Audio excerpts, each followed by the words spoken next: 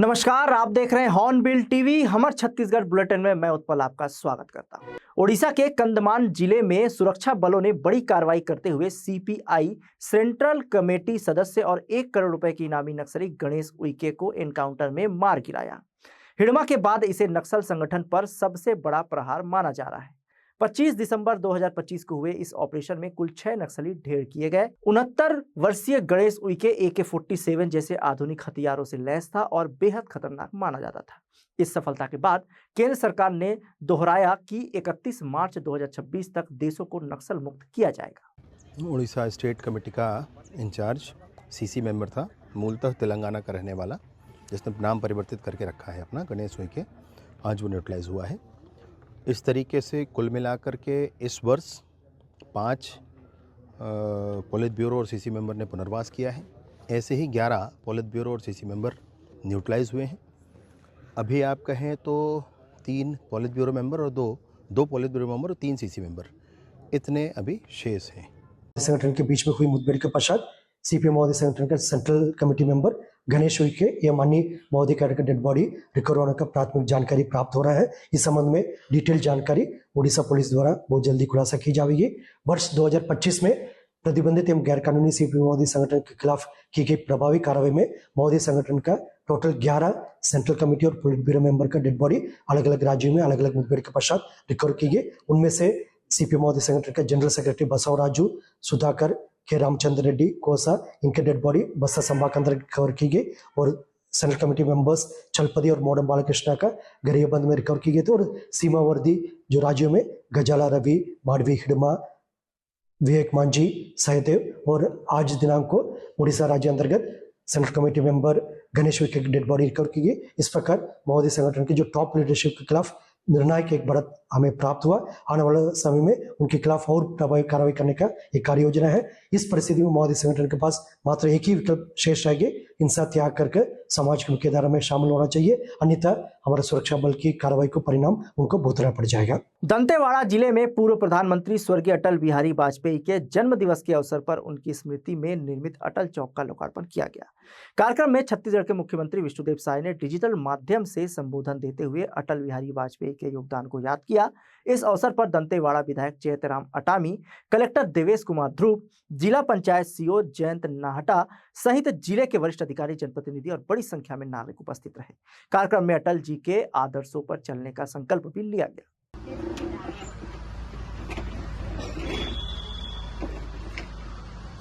स्वर्गीय अटल बिहारी वाजपेयी जी अमर रहे, अमर रहे, अमर रहे। स्वर्गीय अटल बिहारी वाजपेयी जी अमर रहे, अमर रहे, अमर रहे। भारत माता की जय, वंदे मातरम, माई दंतेश्वरी की जय। आज हमारे पूरे छत्तीसगढ़ प्रदेश में पूर्व प्रधानमंत्री स्वर्गीय अटल बिहारी वाजपेयी जी का यहाँ पर भव्य पूरे प्रदेश में सभी नगर पालिका में उनका मूर्ति बनाया गया है, जिसके अनावरण कार्यक्रम आज पूरे प्रदेश में 115 जगह पर प्रदेश के मुख्य यशस्वी मुख्यमंत्री माननीय विष्णुदेव साय जी के द्वारा और हमारे नगरीय निकाय मंत्री अरुण साव जी के अध्यक्षता में आज यहाँ पर लोकार्पण कार्यक्रम किया गया है। आज इस समय हम दंतेवाड़ा जिला नगर पालिका में हम स्वर्गीय अटल बिहारी वाजपेयी जी के इस मूर्ति का अनावरण कार्यक्रम में उपस्थित है और हम सब के लिए यह स्वर्गीय पूर्व प्रधानमंत्री माननीय अटल बिहारी वाजपेयी जी है। हम छत्तीसगढ़ वासियों के लिए, हम सब के लिए बहुत ही गर्व की बात है कि हमारे छत्तीसगढ़ राज्य का स्थापना करने वाला ऐसे निर्माता है और ऐसे अटल बिहारी वाजपेयी जी को हमारे भारत शासन सरकार के द्वारा भारत रत्न से सम्मान किया गया है। ऐसे अटल बिहारी वाजपेयी जी है। अगर अटल बिहारी वाजपेयी जी केवल राजनेता ही नहीं बल्कि साहित्यकार और बहुत बड़ा कवि भी रहे और हम अटल बिहारी वाजपेयी जी के काम को अगर देखते हैं, यह आज मोदी जी के सरकार अटल बिहारी वाजपेयी जी के जन्मदिन को लेकर, इस जयंती को लेकर सुशासन के रूप में चलाया जा रहा है आज पूरे देश में हमारे भारतीय जनता पार्टी के सरकार केंद्र में भी है और या प्रदेश में भी है और ये सुशासन हम सब देख रहे हैं। ये अगर ग्रामीण क्षेत्र को अगर देखते हैं, ये पक्का सड़क अगर किसी ने दिया वो है अटल बिहारी वाजपेयी जी। प्रधानमंत्री ग्राम सड़क के नाम से ये दिया गया है, वो है अटल बिहारी वाजपेयी और यह अटल बिहारी वाजपेयी का देन है।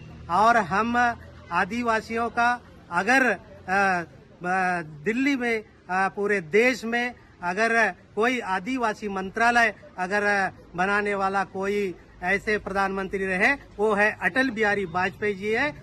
आदिवासी मंत्रालय को यहाँ पर शुरुआत करके पूरे आदिवासियों को एक विकास की धारा पर जोड़े हैं और अटल बिहारी की वाजपेयी जी के सपना को आज देश के यशस्वी प्रधानमंत्री माननीय नरेंद्र मोदी जी ने पूरा किया जा रहा है और उन्हीं की देन है आज हमारे नगर पालिका बहुत तेजी से डेवलप की ओर जा रही है और बहुत ही तेजी से विकास कर रही है। धन्यवाद आपको। बिलासपुर के एक निजी होटल में ICAI बिलासपुर शाखा द्वारा दृष्टि विषय पर द्विदिवसीय संगोष्ठी का शुभारंभ किया गया। कार्यक्रम के मुख्य अतिथि लोकसभा सांसद एवं केंद्रीय मंत्री तोखन साहू है। संगोष्ठी में भारतीय अर्थव्यवस्था में हो रहे संरचनात्मक बदलाव, वित्तीय सुधार, डिजिटल इकोनॉमी और चार्टर्ड अकाउंटेंट की बढ़ती जिम्मेदारियों पर चर्चा की गई। वक्ताओं ने कहा कि आज CA केवल लेखा विशेषज्ञ नहीं बल्कि नीति निर्माण और राष्ट्र निर्माण में भी अहम भूमिका निभा रहे हैं। कार्यक्रम में बड़ी संख्या में CA विद्यार्थी और विशेषज्ञ शामिल हुए। जी, और कर प्रणाली में जो उतार चढ़ाव हो रहा है वो। नमस्कार। सबसे पहले तो institute of chartered accountants of India जिसके अंतर्गत ये कॉन्फ्रेंस हुई है, उसमें 5 रीजनल काउंसिल हैं, जिसमें से सेंट्रल इंडिया रीजनल काउंसिल मध्य भारत क्षेत्रीय परिषद जिसके ये अध्यक्ष हैं अंकुर गुप्ता जी। इस मध्य भारत क्षेत्रीय परिषद में लगभग 86,065 चार्टर्ड अकाउंटेंट हमारे यहाँ हैं और लगभग 3 से 4 लाख स्टूडेंट्स जो छात्र हैं वो इसमें अध्ययनरत हैं। और हमारा institute of chartered accountants of India अब विश्व की सबसे बड़ी अकाउंटिंग बॉडी हो गया है। पूरे विश्व के अंदर अकाउंटिंग ऑडिटिंग का जो कार्य है वो चार्टर्ड अकाउंटेंट्स करते हैं। आज के समय में भारत को जो अर्थव्यवस्था के अंदर हम 3 ट्रिलियन क्रॉस कर गए हैं और हमारा जो स्वर्ण काल, अमृत काल जिसे कह रहे हैं, उसमें लगभग 50 ट्रिलियन का जो मोदी जी ने कहा है, तो इसके अंदर चार्टर्ड अकाउंटेंट की बहुत महत्वपूर्ण भूमिका रहेगी। आज नए नए आयाम पूरे देश के अंदर खुल गए हैं और चार्टर्ड अकाउंटेंट जो हमारी अर्थव्यवस्था के प्रहरी के रूप में काम कर रहे हैं। आज विदेश से किसी को भी भारत में पैसा लगाना है तो चार्टर्ड अकाउंटेंट द्वारा हस्ताक्षरित जो बैलेंस शीट है उसी के आधार पर वो निवेश करते हैं। आज कोई भी आयकर विभाग से लेकर GST विभाग हो, आज जो पूरे देश में कलेक्शन हो रहे हैं, टैक्स बढ़ रहा है, ये चार्टर्ड अकाउंटेंट्स की भूमिका है। क्योंकि चार्टर्ड अकाउंटेंट ऑडिट करते हैं, अपने क्लाइंट्स को प्रेरित करते हैं कि आपका जो योग्य टैक्स है उसको भरें और उसके फायदे बताते हैं। पुराने जमाने में लोग टैक्स चोरी करते थे, आज का समय ऐसा हो गया है कि आप टैक्स भरिए, आपको उतनी रियायतें मिलेगी, आपको उतना फायदा मिलेगा। अब जो कैश की इकोनॉमी थी वो धीरे धीरे समाप्त हो गई है। पिछले कुछ समय में सरकार ने जो आयकर का नया कानून लेके आए हैं, इसमें भी बहुत सारी सिंप्लिसिटी कर दी है। पहले जो कैपिटल गेन, आपको प्रॉपर्टी बेची उसके ऊपर टैक्स 25% तक लग जाता था, अब उसको मात्र 12.5% कर दिया गया है।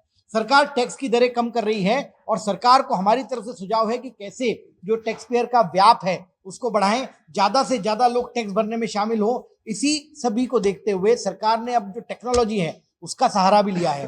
टेक्नोलॉजी, आर्टिफिशियल इंटेलिजेंस, इसके कारण पहले जो लोग टैक्स चोरी कर लेते थे अब वो संभव नहीं रहा। आप शेयर बेचें, 1 रुपए का ब्याज भी आए, वो सारी चीजें आपके आयकर का जो AIS TIS होता है उसके अंदर आ जाती है। इस कारण से चार्टर्ड अकाउंटेंट्स की जो भूमिका है वो सरकार के साथ कंधे से कंधा मिला के राष्ट्र निर्माण में सहभागी के रूप में है। एक बार परिचय। मैं CA पंकज शाह, मैं इंदौर से हूँ और चार्टर्ड अकाउंटेंट इंस्टीट्यूट की केंद्रीय कार्यकारिणी का सदस्य हूँ।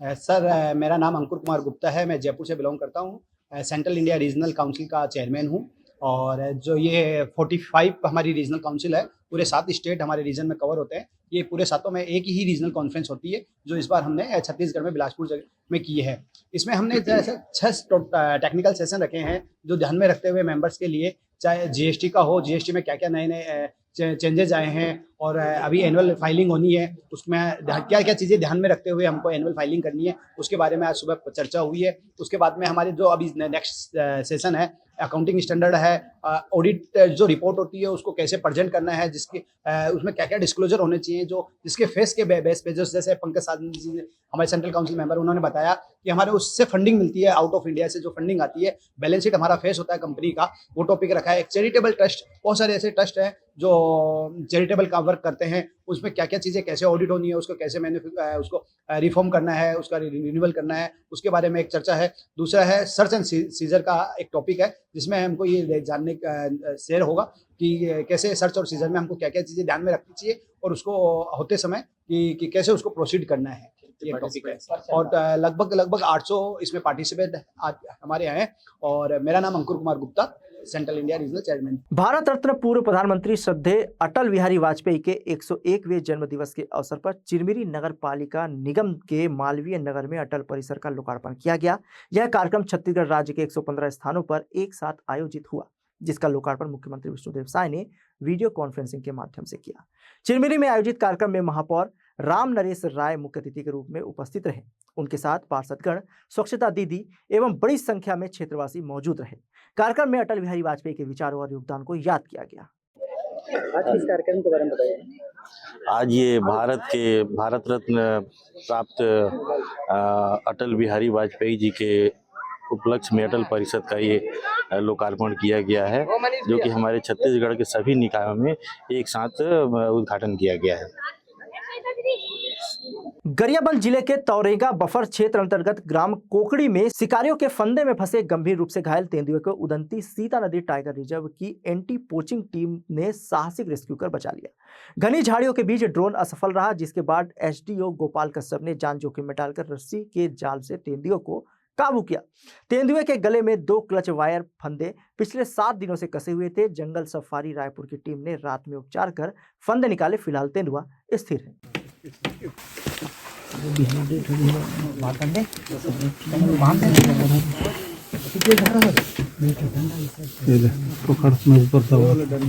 नहीं डंडा नहीं, रस्सा में बांधो। एक रस्सा दे यार, रस्सा में देल पड़े।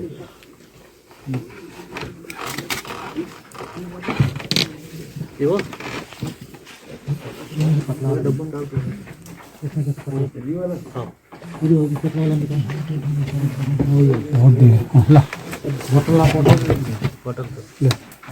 ऊपर खड़े हो जा।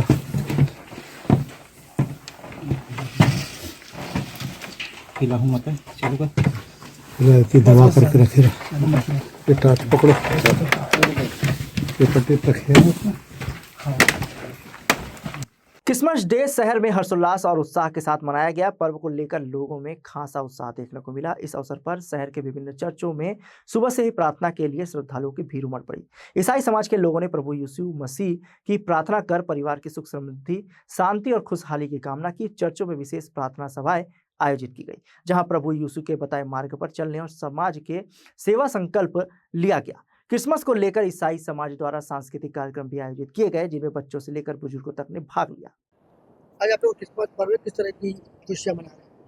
क्रिसमस का पर्व दुनिया में एक अलग और अनोखा संदेश लेकर के आता है और दुनिया के सबसे बड़ी इस फेस्टिवल, इस त्यौहार, इस पर्व के का मुख्य उद्देश्य केवल और केवल एक ही है, उद्धारकर्ता यीशु मसीह का जन्म। उद्धारकर्ता मतलब हमको हमारे पापों से छुटकारा देने के लिए अगर किसी का जन्म हुआ तो वो यीशु मसीह दुनिया में आए और हमको जो है बड़े प्रेम से और आनंद से और अपने प्राणों को दे करके उन्होंने हमारे पापों से हमको छुटकारा दिया। और आज इसीलिए हम इस पर्व को बहुत धूमधाम से मना रहे हैं, क्योंकि उद्धारकर्ता का जन्म हुआ और सबका जन्म होता है परिवार में आनंद और खुशी के लिए, लेकिन प्रभु यीशु मसीह का जन्म हुआ केवल और केवल मनुष्य जाति के पापों से उनको छुटकारा देने के लिए, ताकि हमारे मन में एक दूसरे के प्रति जो द्वेष है, जो हमारे प्रति कोई भी बैर भाव है या कोई भी गलत बातें हैं या हम किसी को नुकसान पहुंचाना चाहते हैं या किसी प्रकार का हम पाप करते हैं, ये सारी बातें प्रभु यीशु मसीह हमारे जीवन से ख़त्म करना चाहते हैं। और जैसे कि प्रभु का वचन कहता है कि अगर हम सक्षम है भलाई करने में और अगर हम भलाई नहीं करते हैं तो ये भी हमारे लिए पाप है। और ऐसे पापों को ही ख़त्म करने के लिए प्रभु यीशु मसीह इस दुनिया में आए और उनका जन्म हुआ और हमें आनंद का जीवन दे करके गए। इसलिए आज केवल प्रभु के लोग ही नहीं, केवल मसीह समाज नहीं, लेकिन प्रभु के साथ साथ और भी दुनिया के सारे लोग इस क्रिसमस को सेलिब्रेट करते हैं। विशेषकर जब रात्रि भ्रमण के लिए हम निकलते हैं और सांता क्लॉज के रूप में जब गाड़ियाँ निकलते हैं, तब उस समय भी हमारे प्रिय भाई बहन, शहरवासी, नगरवासी और जितने भी नगर के प्रमुख लोग हैं वो सब हमारा आत्मीय स्वागत करते हैं और बड़े सम्मान के साथ वे आदर करते हैं और इस क्रिसमस पर्व को मनाते हैं। कितने दिनों का पर्व रहता है? ये पर्व हमारा लगभग 1 हफ्ता चलता है और ये 20 तारीख से स्टार्ट होकर के जो गढ़िया के रूप में घर घर घूमते हैं, सेलिब्रेट करते हैं और नाच गाना बजा करके लोगों को बधाइयाँ देते हैं। और क्रिसमस पर्व के बाद नए साल तक ये पर्व हमारा चलता है। आपका नाम? मेरा नाम पास्टर सुधीर सालोमान। बिलासपुर वासियों के लिए मनोरंजन और रोमांच से भरपूर मैजिक आर्ट शो का आयोजन होने जा रहा है। उड़ीसा के मशहूर जादूगर R.K. हीरालाल पहली बार अपनी टीम के साथ बिलासपुर आ रहे हैं।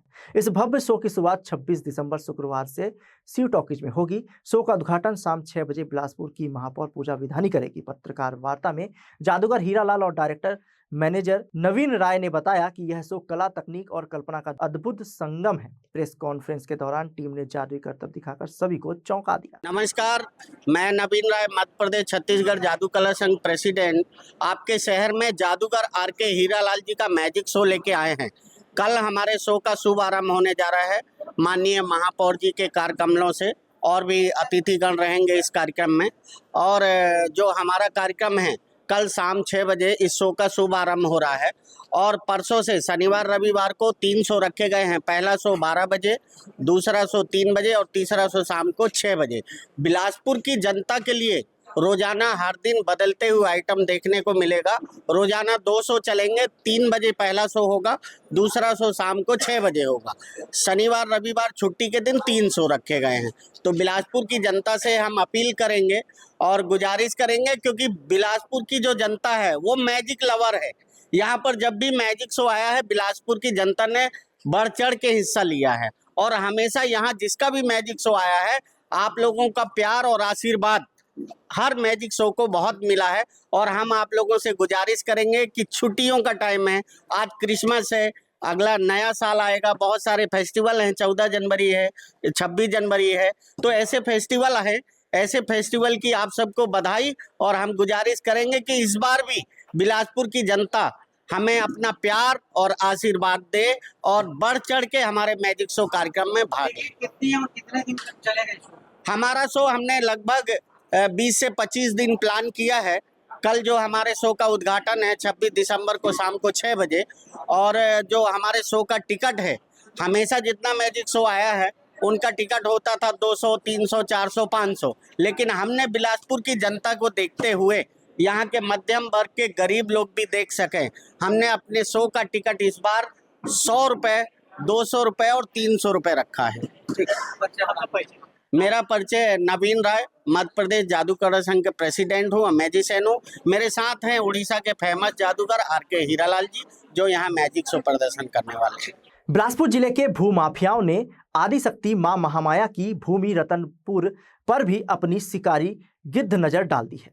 लंबी चौड़ी प्रशासनिक पहुंच रखने वाले जिले के एक भूमाफिया ने रतनपुर की कई एकड़ सरकारी जमीन अवैध तरीके से बेच डाली। जानकार बताते हैं कि इस भूमाफिया ने लगभग 15 एकड़ सरकारी जमीन का घालमेल कर लिया है और इससे लगी हुई बाकी सरकारी जमीनों पर भी कब्जे की जुगत जारी है। रतनपुर से पिंडरा जाने वाले मुख्य मार्ग पर स्थित सरकारी जमीन में यह पूरी घपलेबाजी की गई है। सरकारी जमीन को अवैध तरीके से बेचने के इस कारनामे की पड़ताल करने पर इस बात के संकेत स्पष्ट मिलते हैं कि राजस्व कर्मचारियों की मिलीभगत से ही इस करोड़ों के घोटाले को अंजाम दिया गया होगा। 2 अलग अलग खसरा नंबर उनकी सरकारी जमीन को नक्शे से गायब कर बंदरबाट की गई है। निजी जमीन पर लगे सागौन के पेड़ों को काटने की परमिशन मांगकर सरकारी जमीन पर वन विभाग द्वारा रोपे गए सैकड़ों सागौन के पेड़ों को कटवाकर अवैध प्लाटिंग कर दी गई। 1-2 नहीं 99 टुकड़ों में इसकी रजिस्ट्री की गई है। चोर की दाढ़ी में तिनका देखिए कि राजस्व विभाग के पटवारी के नाम पर भी इस जमीन के एक टुकड़े की रजिस्ट्री की गई है। आज के बुलेटिन में बस इतना ही। मुझे दीजिए इजाजत। देखते रहिए हॉर्नबिल टीवी।